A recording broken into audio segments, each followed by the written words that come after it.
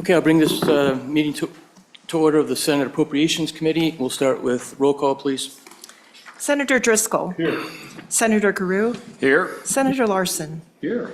Senator Smith. Here. And Chairman Salzar. Here. Mr. Chairman, you have a quorum. Thank you. So the first thing that we will have up today is Ms. Stacia Berry, the State Lands Director, and I'm going to pass this off as a good sponsor of this individual to the Vice Chairman. Mr. Vice Chair, please go ahead. Thank you. Welcome, Ms. Berry. First off, my apologies to the governor's office and others. Kind of a botched process to get you here, and that's on me. It's not on anyone else. That was, I did it wrong. Hoping not to terrify you coming often. It seems like it's because there's problems with it. This is just the opposite.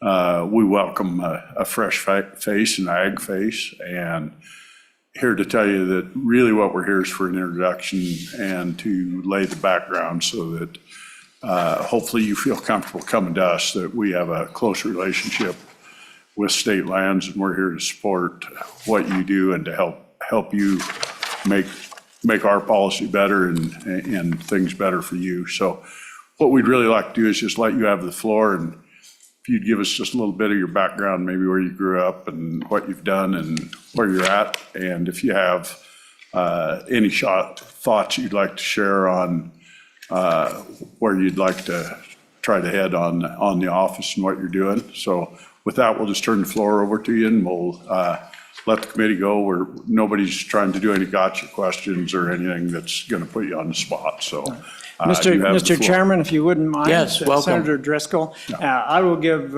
Stacia Berry some time to think about those questions. If you would give me just an opportunity to introduce her to the committee. Thank you. I'm here to introduce you to Stacia Berry. And, you know, overall, when you think about someone who's going to be Director of State Lands and Investments, I think you're going to find that she is just uniquely qualified. I mean, you need someone that, one, understands ag. She was raised and spent much of her time on a ranch raising Herefords, which I can say is no easy task, having raised a few myself, so I appreciate that, certainly. Also, she has a law degree from the University of Wyoming. She also communicates extremely well, and in that position, you have to. You've got crusty ranchers, which of course none of us are, or none of you are, but you do also have the mayors, you have the county commissioners as they start coming in to talk about projects from the Board of the land grants part of that job as well. And she's just, again, the perfect person for it. She has strong leadership ability. She can see the big picture. And there's probably very few directors that have to be able to do that. She's got to understand what makes Wyoming, Wyoming. And she also has to understand, you know, why and how the various pieces work. Just a bit of her background. She has 2 degrees from the University of Wyoming, which I think just helps tremendously. There's another degree in there from another institution, but we have to give her some leeway, you know, just maybe going south a bit more. But we can overlook that if you don't mind, Mr. Chairman and members of the committee.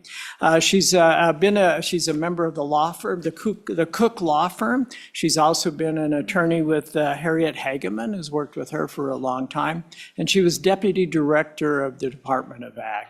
So it's my pleasure to introduce you to her, and we've now given her enough time that she can answer all those questions I hope that you gave her. Thank you. I'll steal one little other piece on background. I can tell you how good a communicator and speaker she is. About 3 decades ago, she beat my daughter for the state creed and FFA, and I believe they served on a state officer team together. So pretty great. So you have the floor. Welcome, Ms. Berry. Thank you. Thank you, Mr. Chairman and committee, for this opportunity to let you get to know me a little bit and to start hopefully what is an open dialogue between all of us from this day forward. I'm a 4th generation Wyomingite. My family homesteaded 20 miles northeast of Cheyenne on the ranch that I live on today.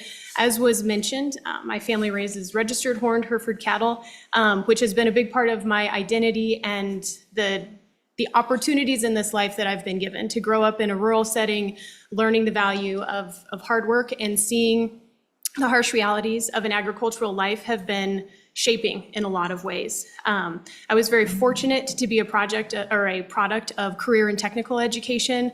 FFA, DECA, and other skills organizations allowed me opportunities beyond my wildest dreams. It's been a long time now, but I got to serve as National FFA Secretary, which took me in 1 year to 40 different states, Japan, Puerto Rico, and Mexico. And to have those type of experiences at 19 years old were really helpful in giving me skills that made me excited about not only working somewhere with the public, but also about our state. It's been fun to carry the banner of Wyoming throughout my life in the places that I've gone, and I'm very grateful for the opportunities that I was given. As is mentioned, I received my bachelor's at the University of Wyoming, and then I did go to Colorado State University, but to be fair, I came back and tried to mend my ways by going to law school at the University of Wyoming, where I received a great education and then was fortunate enough to come out of law school and start my career with Harriet Hageman and Kara Brighton. They were great mentors to me in learning about water and natural resource law, private property issues, both water quantity and quality was where I was able to start my legal career. After working with Harriet and Kara for a few years, I was afforded the opportunity to serve as the Deputy Director at the Wyoming Department of Agriculture under the direction of Doug Miyamoto for 7 years. I think something that's helpful to me is I've been able to see how state agencies work both from the outside and from the inside. So being able to experience sometimes what is frustration with what you're getting from the outside and understanding how the wheels are turning on the inside. And so I hope that bringing that perspective will bring balance to some of the work that I can do moving forward, seeing it from both sides. And as was mentioned, I'm currently a part of the Cook Law Firm, where there we do primarily civil litigation, outside general counsel work for large agricultural commodities. I continue to do water and natural resource work, as well as some estate planning. So that is, in a nutshell, a background about me. Senator Driscoll, you asked if I had a vision for the direction of this office. And I think the best way to sum up some of my goals for this office is with 3 ideas, and that is customer service, collaboration, and common sense. My hope, based on the feedback that I've been getting so far, is that I can help create a welcoming atmosphere for those that want to interface with the office, to open lines of communication so that then that collaboration piece comes forward, whether that's collaboration between the legislature and the office, through the governor's office, or with the other members of the SLIB board. And I think that collaboration piece, hopefully serving as a connector to open those lines of communication, will help serve that as well. And then common sense, trying to bring some of my experiences from outside of state government and inside of state government to balance issues and making sure that we're making decisions that are logical and defensible. So in a nutshell, those are some of my ideas that I have for the agency. Great. Questions, committee? Senator Drew. Thank you, Mr. Vice Chairman, and thank you for being here. Appreciate both of you being here, of course, as always, Mr. Speaker, but Ms. Berry, thank you for being here. And just for the committee's being totally transparent, I had a chance to meet with Ms. Berry this morning. We had a chance to talk, and it was very enlightening, and thank you for taking that time. But I just wanted to ask you, you said that you worked at the Department of Agriculture, and of course, Director Miyamoto has always been a good friend to this committee and someone who we value his opinion very much. Can you kind of just talk a little bit about what your duties were as Deputy Director there? How many people were in that department? And just give us a flavor of your experience there. You bet. Thank you, Mr. Chairman. Senator, at the Department of Agriculture, you have an agency of roughly around 80 people. And in my role as deputy, I was able to supervise all of the division supervisors. So whether you were talking about food safety or weights and measures, there was an evolution of the state fair, but also a policy division, and the state chemist and the analytical services lab is also a part of the Department of Agriculture. While working there, I would supervise all of those that were running all of those divisions and help a lot in the policy pieces on when there was legislation that came through, trying to work with the legislative branch on talking through changes that needed to be made in the department, and also interfacing with the public when, as is apt to happen in a regulatory agency, there was frustration or confusion about how issues were handled. So when things were difficult, they were elevated to my level to try and assist the director in those ways. Some of the bigger projects that I saw during my tenure there included what started as the Marijuana Impact Assessment Council, but evolved into bringing in the hemp program, the legislation that followed there, the rules, working with our federal partners as we created delegated authority so that we could run our own program.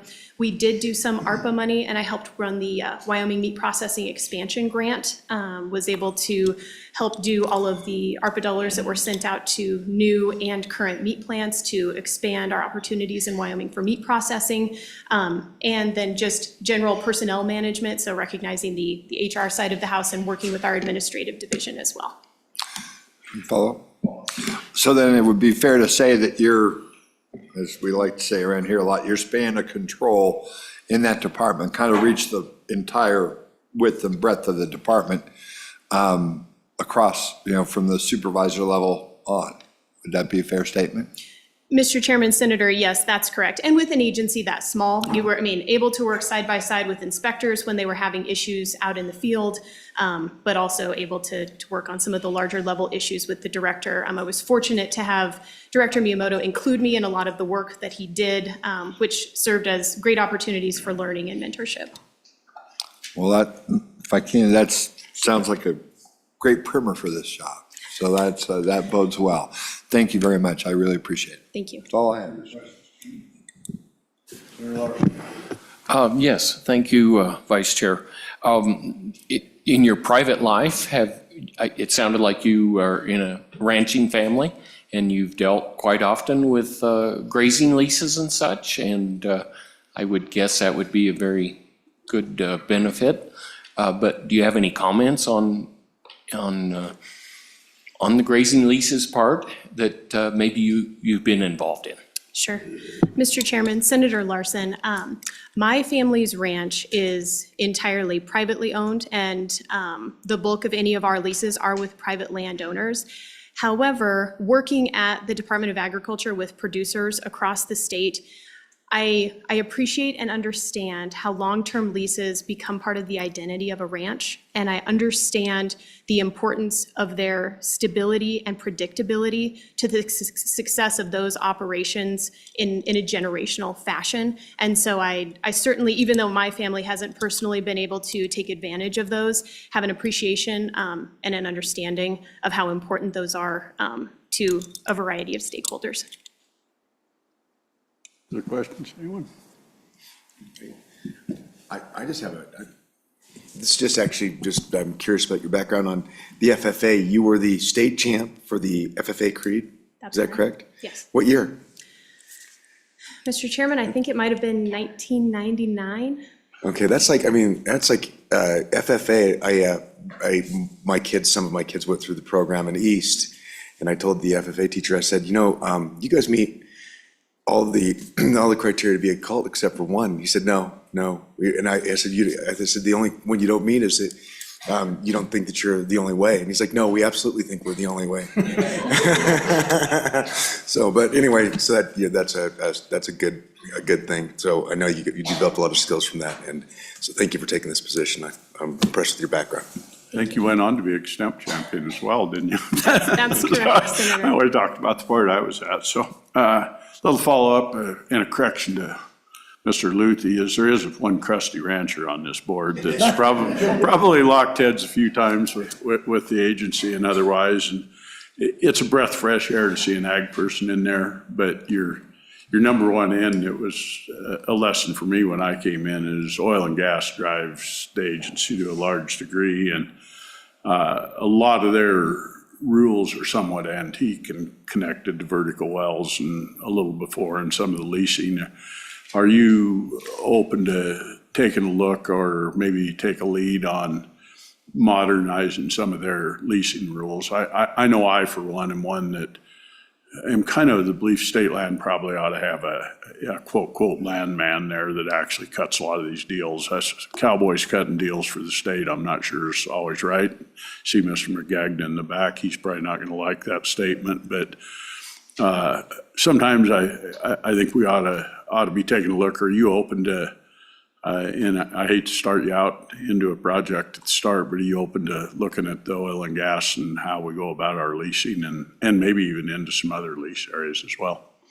Mr. Chairman, Senator Driscoll, yes, I think that's part of the collaboration piece that I was talking about. I think we've got to be open to issues that people want to bring forward that they think are either antiquated or not working for the system. Certainly, it's worth visiting them, assessing them, and figuring out what works best. Perfect. Further questions, committee? Really a huge thank you, and please reach out to any of us in any way that we can do to help you, because you're absolutely critical to our school systems on what you generate for revenues for us, and for us, we want to help you be as successful as you can and make things go as great as we can. So welcome and thank you for taking a job that's a big job. In my opinion, it's probably one of the top jobs in the entire state, and it's probably woefully underpaid for what you do. So thank you. Thank you. I appreciate your consideration. Thank you, Mr. Vice Chair, for that. I want to go into supplemental K through 12 school facilities appropriations. As you know, this is highly important.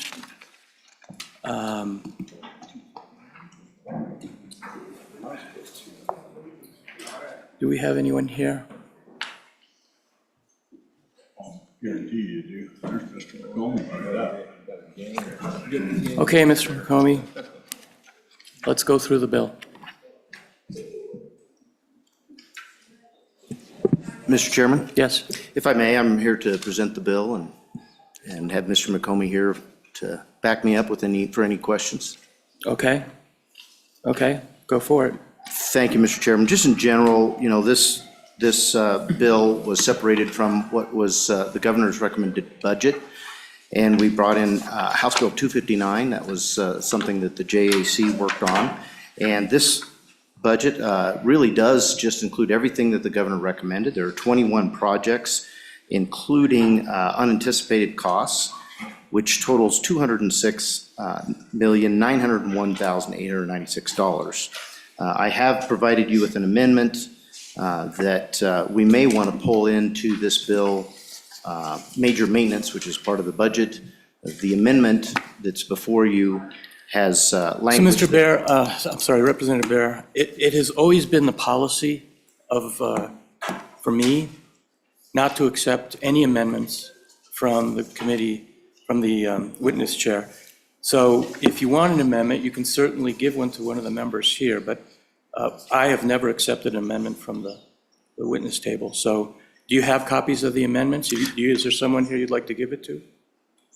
Yeah, I've already provided it to all of you, and it's up to you. This bill is in your purview now, so if you all would like to do that, I just was making a suggestion. Okay. Since, you know, we're getting down to crunch time, and just want to make sure that that major maintenance gets taken care of.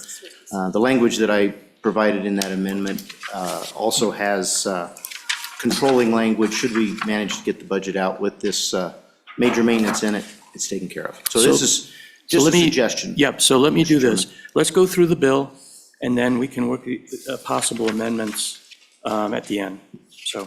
So again, Mr. Chairman, the 21 projects are what the governor's recommendation had coming from the Department of Construction. And I'll just highlight some of the biggest projects. We'll start with Campbell County High School, majorly need in replacement. It's going to be a much smaller footprint. This is ready to go. The Mercers are complete, and the Mercers do recommend replacement. That is the $144,569,700. Of course, those are round numbers so that we can get bids for that project. Also, the transportation facility, that's the number 2 project. And then we have demolition projects for both of those. at $6.3 million for the high school and just under $1 million for the transportation facility. The next projects coming down are the elementary school HAV at Cottonwood Elementary in Campbell County. We have the HVAC at Wyoming Indian High School at $5.5 million. And then at 4.4, we have the HVAC at the KC School. And I'll stand for any questions. Any questions? Mr. Cody, do you have anything? No, Mr. Chairman. Again, as was stated earlier, excuse me, Mr. Chairman, Del McComey, Director for the State Construction Department. As was stated earlier, this is the recommendation that came from both the commission and into the select committee and through the governor's office. And the bill itself, as you see before you, is intact with those items, with the exception of the major maintenance that is over on House Bill 1. Stand for any questions.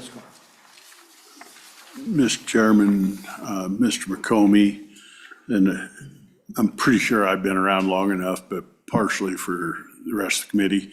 How does the priority list come about on this? I see that it's just got about 29 million in it, and then we've got another project in Campbell County. And how do we come about developing the priority list, and what's the process? And then how did Campbell County end up? And I'm on thin ground. I represent Campbell County. I'm not doing it to cause problems. Just how did it come in as an item of its own? Okay, thank you, Mr. Chairman.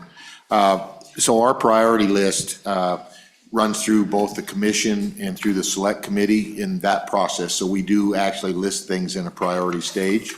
The first one is the major maintenance.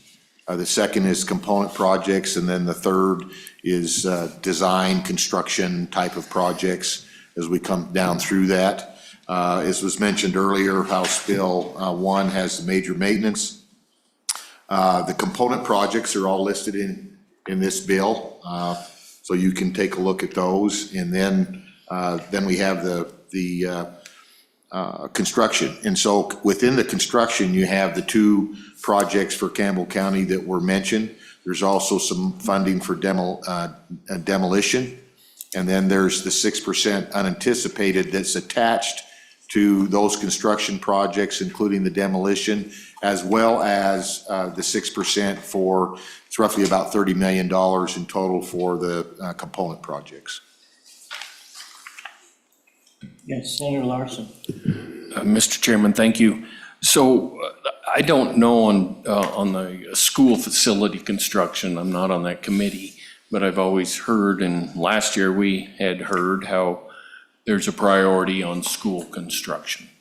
And there's a list out there, and maybe a Mercer study kind of gets involved, and maybe the number of students and all that. I'm sure you can elaborate on that better than I can, but last year we had a school jump very far above in the list. So how does Campbell County High School, how was that presented in that list? Are they jumping above quite a few other schools that may have ranked higher? Mr. Chairman, so the ranking did change last year on a number of schools across the state. And that was due to the fact that there was what we call an FCA, Facility Condition Assessment, where all of the schools in the state were assessed for their condition. They looked at components of the building and assessed where those are at in life cycle costs, whether they're in good, fair, poor, failing condition. And so that drives then what we call an FCI, or Facility Condition Index, for each school. So if you looked at that list, yes, there was a change in that list overall. We looked at not only all the educational buildings, but we also looked at the ancillary buildings, transportation facilities, where they have their, maybe the superintendent's office, those sort of buildings that they don't educate in. And so there were changes in that. There was a total of, looking at that, I think we had 21 projects that were identified for a most cost-effective remedy study. Those are currently ongoing as we speak. Campbell County's is complete. There was 3 projects, and these are actually the 3 larger projects, and some of those were funded last year, that we're looking at under what we call Section 3-8, or adequacy standards. So within Rock Springs High School, Teton High School, and Campbell High School, we had requests from those districts to address adequacy of the school, i.e. how does the building itself or the layout of the building, those sort of things impact the learning environment for the students. So in conjunction at looking at that, and correspondingly, those schools that for the most part were up in the top rankings. They weren't number 1, 2, 3, 4. That's what we're looking at as we come down through. And so we look at schools on a couple of different ways when we rank them, say buildings themselves for replacement, addition, or a modification to them. So we look at this adequacy under the state rules for the commission under 3-8. We look at the capacity. So some of those 21 schools were based on capacity. There's not enough seats for the number of students they have in there. And then the third is condition. And so we bring those down, and we don't rank capacity over condition necessarily. Historically, within the select committee, there's always been the feeling that we ought to at least have enough seats for everybody. So if there was something they were looking at to cut on a budget, they would generally give a higher ranking to a capacity situation than a condition situation. Senator Driscoll. Mr. Chairman, I've got, I guess, a handful. I do too. Well, I'd probably be letting you go. We seem to be having these come out, and at least for me, and I'm not in facilities, but Rock Springs last year, Gillette this year, where's your crystal ball at for new major projects? You know, I'm used to 30 million elementary schools, and, you know, it's 30 to 40, and all of a sudden, last year, we burned a lot of capital getting Rock Springs out there and going, and now we're back with another. What do you see coming in 60 million and up category for us in the next handful of years? Mr. Chairman, right at this point in time, we don't see any of those in that arena. One of the beauties of the new facility condition assessment that we did compared to the 3 or 4 that had been done over the last 20 years before that. The previous ones looked at a snapshot in time, and we'd have a facility condition index score for all these buildings, and we'd kind of work our way down the list. The newer method that we currently incorporate is really a dynamic look, in that we took that snapshot in time, but we also assessed all those components within a building looking forward 20 years. And so over time, the facility condition score for that building will change, either going up or down. But then one of the other dynamics we've added, in the past, we had this fixed score. We might go in and fix a roof or whatever it is, and it didn't change that score. Now, as we do major maintenance work on a building, we will, in real time, take that part that's driving that dollar amount that ups or lowers that score in that building, and adjust that. So we'll see this coming forward. So looking, at least I'm going to say in the next 4 or 5 years, we have some elementaries coming forward. We did the Mercer for here in Laramie County. So next year, you'll see us requesting funding for design and construction of Hobbs Elementary. Again, it's not going to be in that $50 million, $60 million frame. We currently have still a number of Mercers that are ongoing. I think the good news for the state in looking at those Mercers, last year with the funding that we had for a number of schools, and I believe we testified to the previous Joint Appropriations Committee, so some of you might have been in the back room on this, but for example, one of those was identified, and we had roughly a little over $11 million in funding for that. We completed that. That was a transportation facility in Star Valley at Afton, and it came back and said, no, let's use major maintenance and maybe some component funding, so we only need about $750,000 of that. So we're going to be turning that additional funds back, because whatever we don't spend on a project, we return back into the school foundation program. So once that project gets let, we know how many dollars we have. Instead of waiting till the completion of the project, we're actually going to turn those funds back in a more timely manner. A little bit of follow-up Yes, and quit. please. The Mercers have got me on a different, so do you request the Mercers or do the districts? Who pays for them? And can Mercer studies be affected directly by the way a school does maintenance on their facilities? I.e., if they're not doing maintenance or they are doing it, you indicated a little bit, it changes the scores real time. Is there a way to protect us from being gamed by districts intentionally not taking care of their buildings so their Mercer scores will get where they're better to get a new one? My kids don't take care of their car, they get a new one, or? Yeah. So, thank you. Mr. Chairman, so a number of questions within that. So let me start with the Mercer itself. A Mercer is the most cost-effective remedy. So what districts are doing on routine maintenance, major maintenance, doesn't affect that. That would affect the facility condition index score, because if it's not, things aren't being taken care of, that can change that score. And really what it's predicated on, the two main numbers, are how many, what do we see, or what's deferred in that building, what needs fixed in the building, what's the cost of that, divided by the cost replacement value of the building. And so when you look at that divisor there, if they're not taking care of it, that number would get bigger on top, which would drive that score up. It would become a higher score, which would then place it into a Mercer study. So within our rules and regulations, once it hits a 0.3, then we'll go out and look at that. That doesn't necessarily drive a brand new building or whatever. And as I mentioned on the earlier one, that drives, in this case, major maintenance and perhaps some component funding. So only 750,000 out of 11, about 11,600 or 7 for that project. To the Mercer themselves, who owns that Mercer, who drives that Mercer? There were recent changes in between when I was director previously and director now, in that the Mercers were the department, we paid for the Mercer, but it was really funded through the district, and the consultant worked for the district in a lot of cases on the Mercers. The Mercers now, in the new rules and regulations, the Mercers are owned by the commission, paid for by the commission, and the consultants doing the Mercer work for the department. So that is a big change. So I don't think that's the case where those games can be played in that Mercer. We work collaboratively with the district. So there's a start-off kickoff meeting.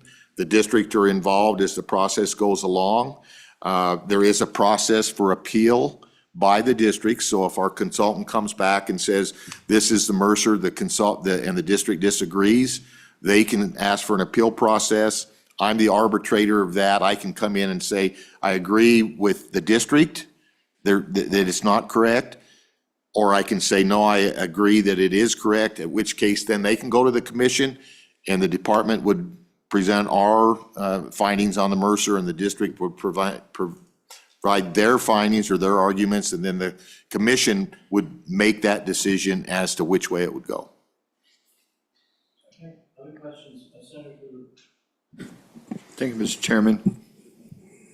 Good afternoon. Afternoon. Got a couple of questions, and I know on these projects, except for what's listed out for Campbell County, all these are kind of a gross numbers. I don't want to talk about numbers for all the reasons that we don't want to talk about numbers. So we don't want to telegraph any passes, but I just want to ask a couple of questions to get a flavor of this list to make sure I got it straight. For example, the first 201, high school phase 2 electrical for Pinedale High School. Now, is that a project that we did it in phases, so we got one phase completed now? As the rest of the building fills out, now we're going for the second phase? Is that how that works, and that's why that's in major maintenance, or did something fail?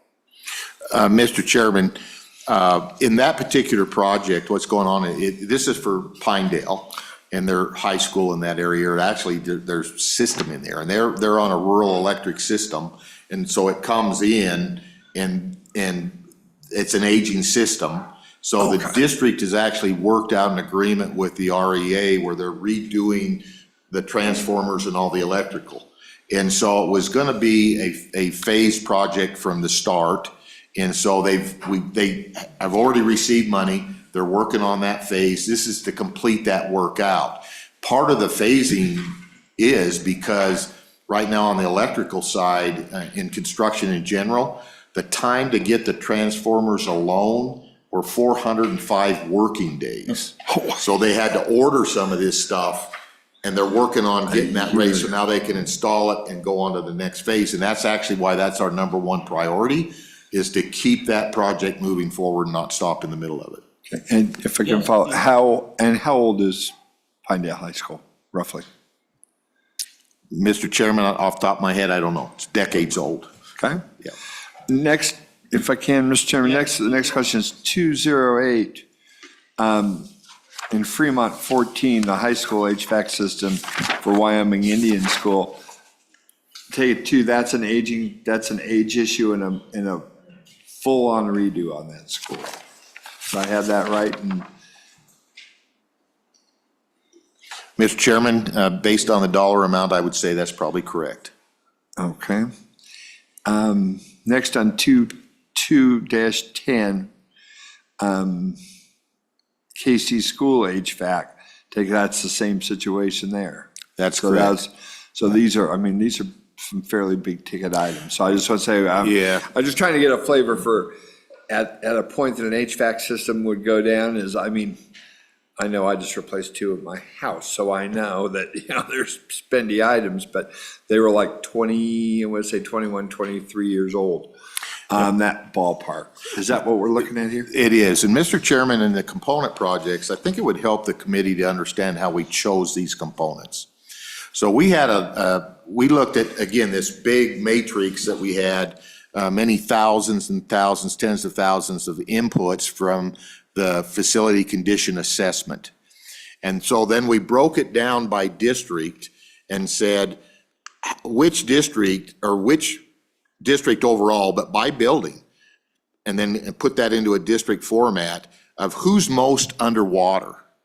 So for example, this district, on the amount of major maintenance they receive and they have 400% more needs identified in that assessment than they have money.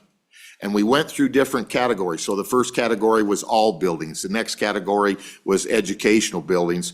And under the category where we picked these projects out, that was a category where we looked at items that if they failed, so the districts that are still most underwater for the amount of money they have for major maintenance, if these fail, they may have to shut down the school, and the school, they wouldn't have kids in school. So we kind of prioritized on what could break down and preclude them from having school. So that's really how this was put together as a whole. Sure.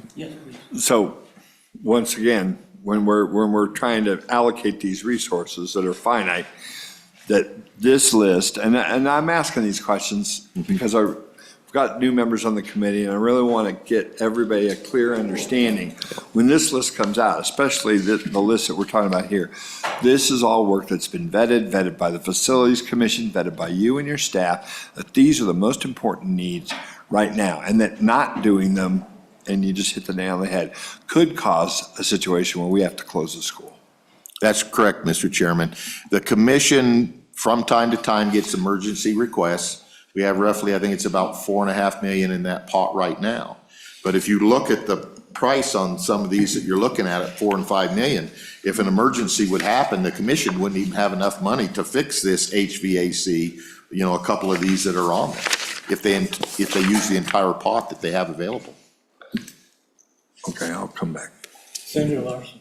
Thank you, Mr. Chairman. You mentioned a couple times that there's a lot of buildings out there in these school districts. Do you have a number? I mean, how many Yes. are we looking at? We're looking like at 1,500, 2,000? Yeah. Mr. Chairman, on educational buildings, there's 400 and change. Shelby may Okay. have the answer. In the FCA that was done, I believe we looked at over 600 buildings. Roughly, we're looking at about between 21 and 22 million square foot of facilities on the school side. What's that? 22 million. Yeah, 21 to 22 million. Yes, follow. Yeah, thank you, Mr. Chairman. So I guess some of these buildings are probably maybe even 40 years old or such, but do you have enough help to kind of go and look at some of these buildings every 5 years? Or, I mean, pick a district and go through the whole building, all their buildings, every 5 years or such? To make sure that, since we're the ones that fund the reconstruction and all of this, we have somebody watching out to make sure we think that they're doing the right job in keeping their buildings up. Mr. Chairman, there's a lot of work goes on, and I don't have enough staff to conduct the facility assessments. We hire a consultant to do that because there are consultants that have expertise in that area, but we do collaborate with them. My project managers, we have 3 project managers on the school side of the house, and then I have a supervisor that also works with them. Of course, Shelby, that's her job daily, is communicating with districts on issues. And so within that, there's a lot of day-to-day interaction. So on major maintenance, before a district can expend money on major maintenance, they have to get our approval that that item meets the major maintenance criteria. Then they farm that out. They do the work on that themselves, the districts.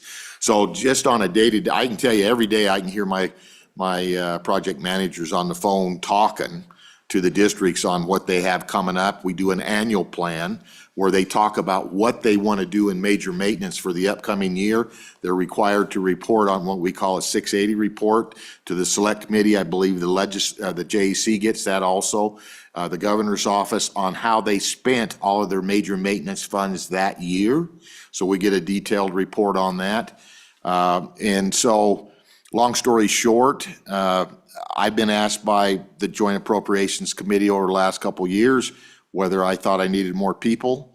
I told the Joint Appropriations Committee, let me get my feet on the ground, and if I think I need some, I'll let you know. And that I would be the first one to ask if I think I need some more people. Typically, the FCAs are conducted anywhere from 4 to 6 years. The statute says periodically. I believe you'll see or have seen in House Bill 86 the requirement for a strategic plan that this office will be conducting. The State Construction Department, a statewide strategic plan. That's I'm looking at putting that out on the street for a consultant, and that will be a 20-year look at not only school buildings, but all of the state buildings, the community colleges, UW, within that, to give a long range look. And we will try and do every 5 years. We're coming out for an FCA here in the next month or two for the state buildings to address that. And again, those look 20 years out, so we can incorporate all that in. So to an earlier question by Senator Driscoll, what's coming down the road? What do you have in the future? I hope that plan will lay that out from the state side through the school side of what we're seeing coming up in the future for those big looks. So this committee in particular will have that idea. Again, I report, you're my home committee, I report to this committee, so. Senator Driscoll. Mr. Chairman, one last question, just for my understanding. So last year, we put money in for Rock Springs, and I can't remember the number. I'll have you tell me the number. Senator, that's 150 million. And that was for 150 their million. design and construction, demolition, all of that soft costs that are in there. Okay, so we did the whole bundle. That's in that correct, one. yes. And so here we are a year later. Where are we at in the process, and what's been spent out of that 150 million? Nothing yet. We're just completing the Mercer. In fact, we hope to have that to them next week for their review, and then that'll be to the commission. I believe it's the 19th of this month for approval. Once that's approved, then they'll move forward. Mr. Chairman, follow Yes, up. please. So once we're there, so we allocated the money last year, we haven't spent any. That's correct. Yes, Once the Mercer's in place. yes. And again, go that should be into the approved. Design phase. Yeah, then they'll go into design. What's the time frame on design, construction, and tear down? Are we looking 2, 3 years, 1 year, 8 months? Mr. Chairman, we're hoping to get that done in 1 year. The reason for that, in particular for Rock Springs, is that has been a phased approach. So when I was director previously, they built a auxiliary building already to house their CTE. So as part of that design, it was truncated off. With the knowledge in the future, we would be adding on to that. So there's already been a lot of design work done, the site layout, utilities, where the parking lots are going to be, all of that kind of stuff, so. Very good. I appreciate it, because it's hard for us to figure out cash flows on it. We're trying to. Yeah. Mr. Chairman, Shelby just wrote down the number for me here, but so within the Mercer, they're looking at that being open to students in 2030. Yes. Yep. 2025, or, yes.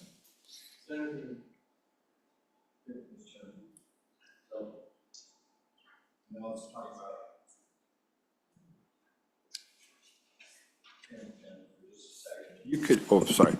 If you could help me out. Okay. I know I think it was $9 million that we put in last year for Campbell. Or if that's wrong, correct me on the number. And where did that, what did the money that we appropriated so far, what was its intent, and how much of it's been spent, and where are we at the moment? Mr. Chairman, there was appropriated about 7.2 for design. And so some of that, not a lot of it's been spent. We, right now, I think they had 14 folks in the walkthrough for the design RFP. They had 7 submittals. This coming Monday, they're hitting the short list of those 3, and we hope to have that done and concluded for their board meeting to select that consultant. And I think it's the 11th or so of this coming month of March. So then, once that's happened, now, in the background, we've been working on design and, the contracts and having that all ready to go. So once they select that contract, then we'll be able to go right out the door and start on the design. Okay, so, okay, so that's a consultant, not construction manager at risk. This is just a consultant to start working on the design phase and all that, correct? That's correct, yes. Okay, and you say most of that 7.2 million has been allocated for that. Okay, and you say that board, so the meeting, you're looking at doing that in the next, say, 30 to 60 days. Fair? Yes, I would think once the board approves the recommendation from the district on the consultant selection, it's going to be a short time frame of, because they will have picked the firm. Right. Just doing the contract itself, negotiations and that kind of stuff. Okay. And like I say, in the background, we've been working on what that contract looks like and everything, so it'll be ready to go fairly quickly. Okay. Questions? Other questions? Go ahead. Senator Larson. Maybe I should bring it up. So in that design phase, is the 7.2 million left enough to get to, what do you got to be before you go to like bids or whatever? Mr. Chairman, within the overall appropriation this year for the total school, there was a little over 4 million. So it was 4,380,121 of that total appropriation was the remaining that we needed for design. And that was 4,380,121.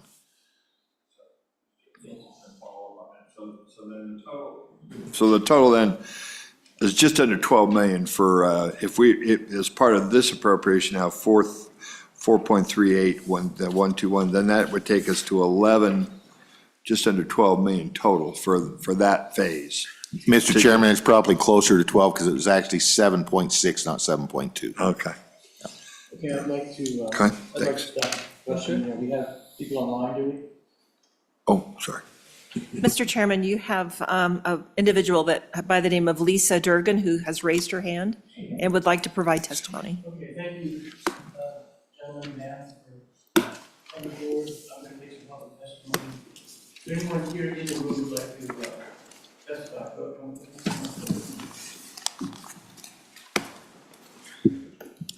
It's my intention to take action.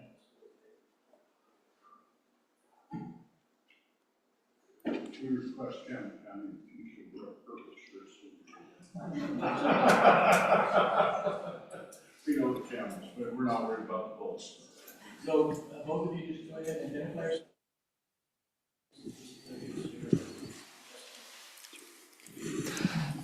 Mr. Chair, my name's Dave Bartlett. I'm the Associate Superintendent for Campbell County School District.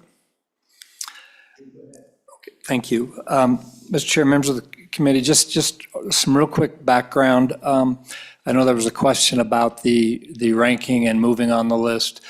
Campbell County High School and the transportation facility were actually brought both forward on Chapter 3.8 or the adequacy standards. The original Mercer was done in 2020, and it was approved by the commission. Then we had the Bureau Veritas study, things changed. I actually sat down with the former director when I got to Campbell County, asked what we need to do. He asked us to refresh that Mercer update because time had gone on. And we actually did that in partnership with Lance Johnson, who was one of the department's project managers. So we were very careful to make sure it was neutral. It was done through state funds. In the meantime, former Director Vincent asked us to do the 3.8. And so when that happens, we go to our board, we present to them a case saying, in both of these cases, that the buildings were impeding our ability to do our work, whether it's teach or transport students. They then approved that or agreed. We went to the commission, presented the case to the commission, and then the commission again asked us to do another Mercer. So I would tell you that the Mercer that we finished up in, I believe it was February of 23, matches the Mercer that the department had just completed and our board and the commission approved in 2024. We will be interviewing for architects on Monday. And we are ready to move forward on that project. Transportation, we are in design, and that project is actually slated to bid in July. So if we don't receive funding on that and it sits on the shelf for a year, I'm afraid if we look at current rate of inflation, that's going to be an additional $1 million having to wait a year. The Campbell County High School project, based on the Mercer, is a phased project. So what I would tell you is I do believe we can shave some time off, we can meet positive bid climates, and we can hit the warm weather building cycle in getting the first phase done, which is actually clearing the site for where we were building the school. And so I'll be honest with you, I feel like we're about 12 to 18 months ahead of where Rock Springs is. So. Thank you, Mr. Chairman. Thank you, committee. Ken Clouston, representative, House District 32. I have the western half of Gillette. So a lot of my constituents are very involved with Campbell County High School. You know, this is a 51-year-old building. We're at end of life on our fire suppression, which is a huge issue. We're also end of life on our HVAC. I think it's 24 to 25 million to replace that. This new school will be 100,000 square feet smaller than our current high school. So there's cost savings with that. And I want to give you some personal testimony. You know, I've been in that building several times. I've seen sewer dripping out of the ceiling into our principal's copier. I've seen kids in wheelchairs have to be carried up the stairs because the elevators don't work. We've had ADA compliance issues because of the wheelchair issues.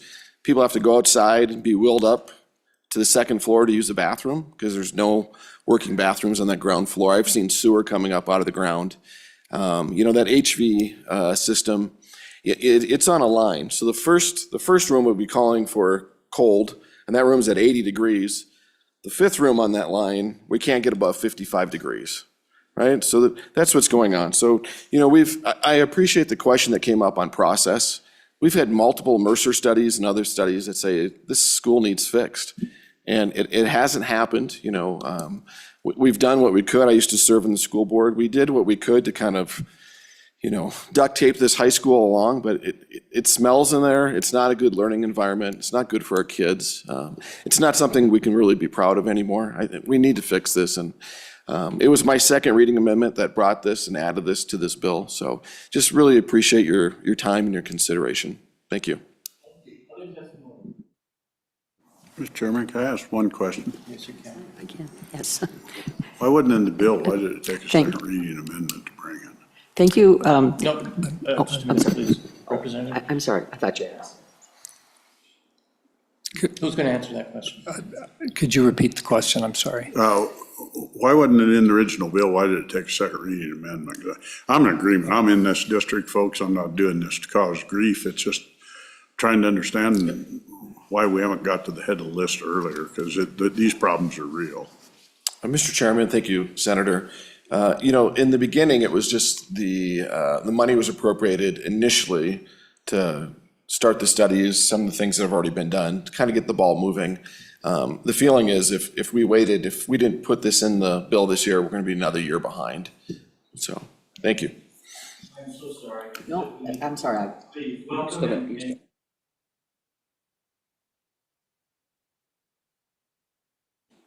Thank you. Thank you, Chairman Salazar and committee members. I am Vicki Swenson, and I am a retired Wyoming educator, and I'm teaching my last 22 years in Campbell County School District. And because of the position I had, I had the opportunity to teach in several different schools, 2 town schools, 2 rural schools, and our 2 most extreme K-8 rural schools. And every day, I truly can say every day of those 22 years, I loved going to school. And I loved it for many reasons. But part of that was because the schools were so wonderful. They were inviting, they were clean, and they were well maintained. Our custodial staff was dedicated. If there was ever anything in my room that I needed to have done, they were there. If there was some kind of maintenance, the principal made sure our maintenance staff came. And they were skilled and they were knowledgeable, and they took much pride in their work, and they're still that way today. Well, Campbell County High School is home to over 1,100 students and 158 staff members. I say home because when you're in a school, it is your second home. And you want to come home to a place that's inviting. Campbell County High School is no longer like that. I'm concerned about the students and the staff that are there. It's got to be emotionally, psychologically, and physically very difficult to be there. Our bus garage is home to over half of twice as many as buses that it was built for.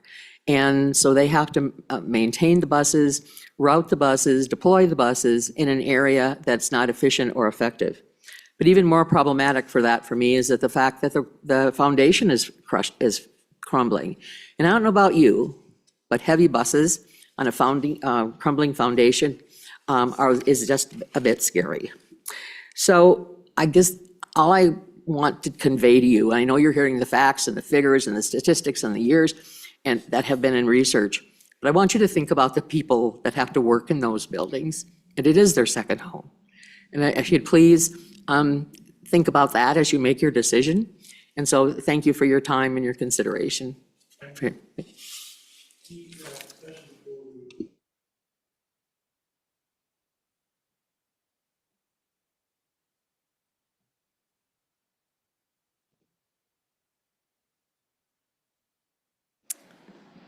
Lisa Durgan would open up her mic. Yep. Can you hear me? I can hear you. Please go forward. Thank you. Thank you, Mr. Chairman and members of the committee for allowing me to speak today. I appreciate that very much. And I won't repeat a lot of what has been said, and I appreciate the testimony of Mr. Bartlett and Mr. Clouston and the others. All true, and I could give you more examples of the difficulties we're having at Campbell County High School as well.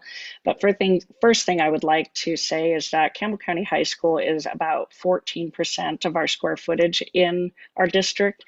And we have actually spent 14% of our major maintenance funds on maintaining Campbell County High School. So I can appreciate that concern, and we have allocated a considerable amount of funds to maintaining that facility. The second thing is that after the 2020 or prior to the 2022 facilities condition needs assessment, the reassessment, we were 29th on the needs list, and most of those facilities have been taken care of to date. After that assessment was completed, we fell to 166th.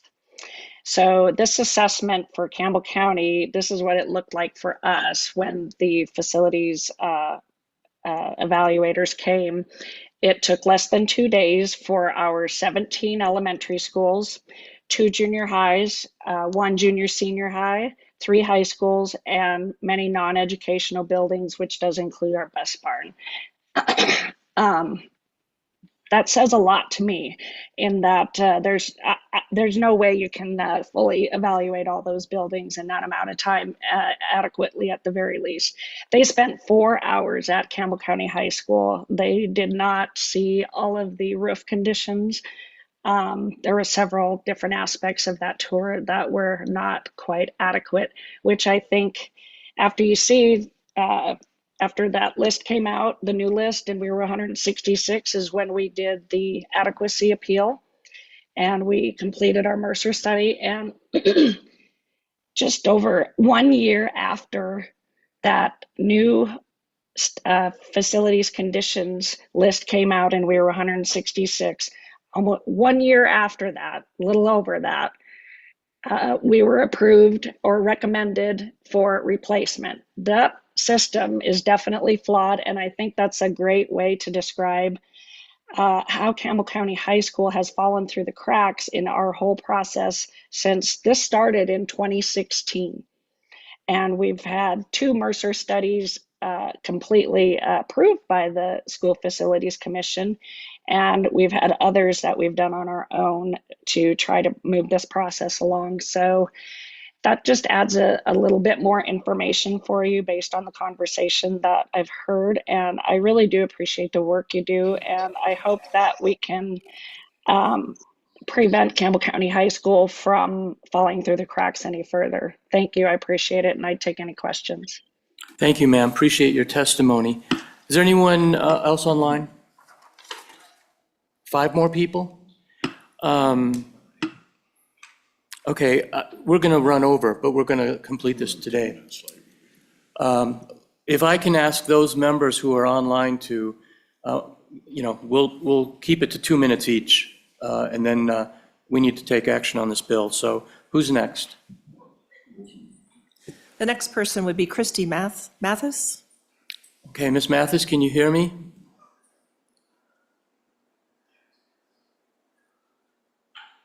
Ms. Mathis?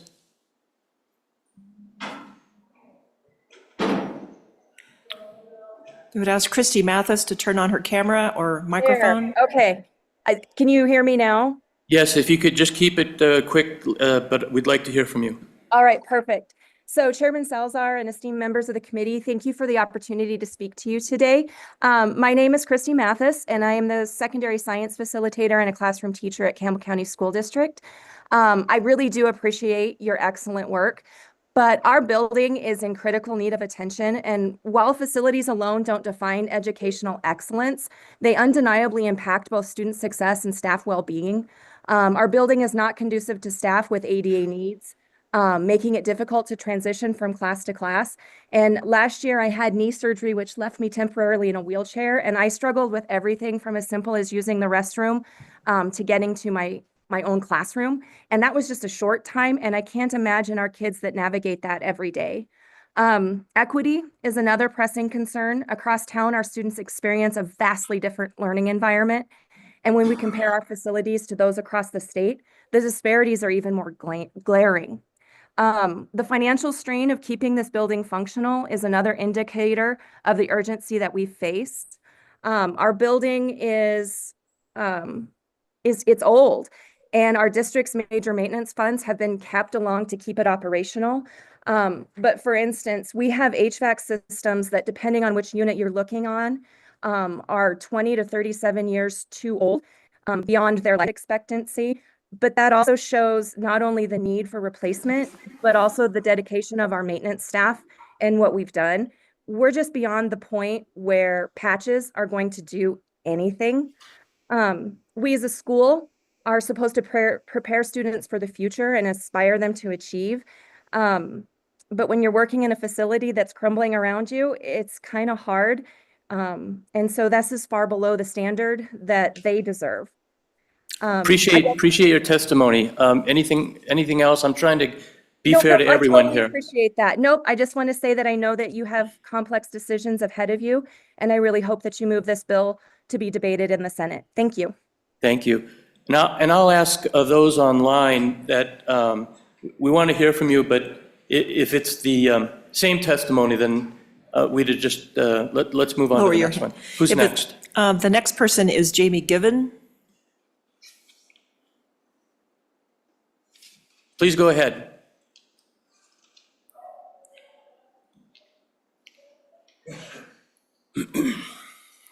Jamie, you need to turn on your microphone. Hello. Please go ahead. Turn your microphone on, Jamie. Okay, are we on? Sorry about that. I will make this quick. My testimony is similar to Christie's. However, I'm also a parent of students within this building. So I appreciate you allowing me to speak. And I just wanted to come here today to ask for your support and advancement of this bill. Education has always been a cornerstone of my life. Not only am I a dedicated educator, but I'm also a proud graduate of this school. I graduated from Campbell County High School in 1992. I also, my oldest child walked across that same stage in 2011. And in the next few years, my two youngest will also walk across that same stage.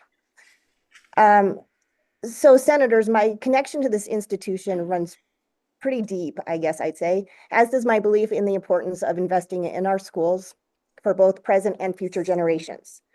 Campbell County High School has shaped generations of learners, leaders, and citizens who contribute to this state's prosperity. However, without the necessary resources and support, we cannot expect the building to maintain the level of excellence that our children deserve. As an educator in the building, I've seen firsthand the problems that have occurred and continue to occur within our building. And I won't go into any details because you've already heard about those. HB 259 is critical to ensuring the continued success and well-being of our students and our community. As an advocate for our students of Campbell County High School, I urge you to support its passage of this bill. Thank you for your testimony. Appreciate that. Appreciate you. Who's next? The next person is Tim. Okay. Please go ahead.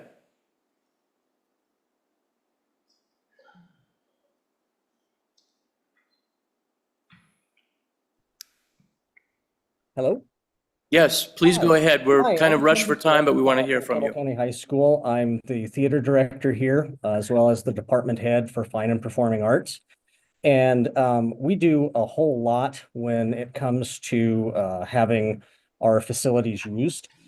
We host quite a few events, and my music staff talks a lot about how we are bringing students here from beyond just Campbell County to be able to work with students and be able to support kind of our mission of teaching and educating students.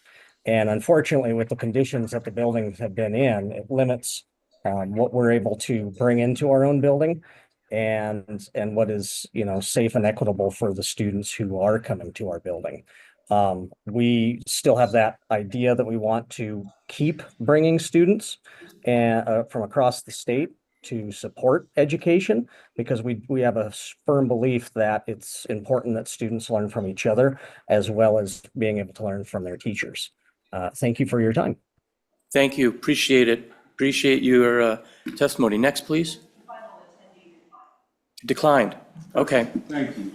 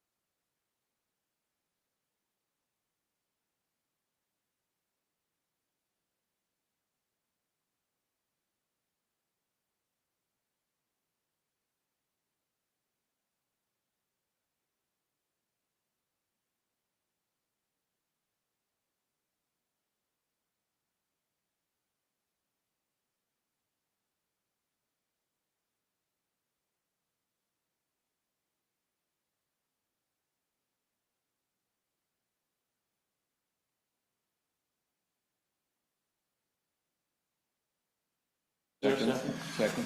Discussion. Okay. We've appropriated close to $20 million to this project. I've only been here for 8 years, but I can tell you we've never appropriated that much money to a project that we didn't complete. I'll only speak for myself, but I'll bet I can speak for a lot of people on this board that we are fully committed to building Campbell County High School. Fully committed. The question is right now is how do we appropriate the dollars that we have at the time that we need them? We believe, or I believe, that this amendment, and something we send to the floor, but I believe this amendment keeps Campbell County School District on a path, and we just heard your testimony from the superintendent to get the transportation facility done, to keep the planning process moving forward. We're going to be back here in 10 months, and we're going to, and hopefully have better numbers to look at, numbers that are honed in, so we can get the construction dollars out and on the way. That's the purpose of this amendment, Mr. Chairman. I'll be glad to stand for any questions. Questions? Any questions? Okay, all those in favor of the amendment say aye. Aye. Those opposed? Carried. Any other discussion on the bill? Any other discussion on the bill? Question. Roll call. Mr. Chairman, roll call vote for House Bill 259 as amended. Senator Driscoll. Aye. Senator Guru. Aye. Senator Larson. Aye. Senator Smith. And Chairman Salzar. Mr. Chairman, 5 ayes do pass amended. There are other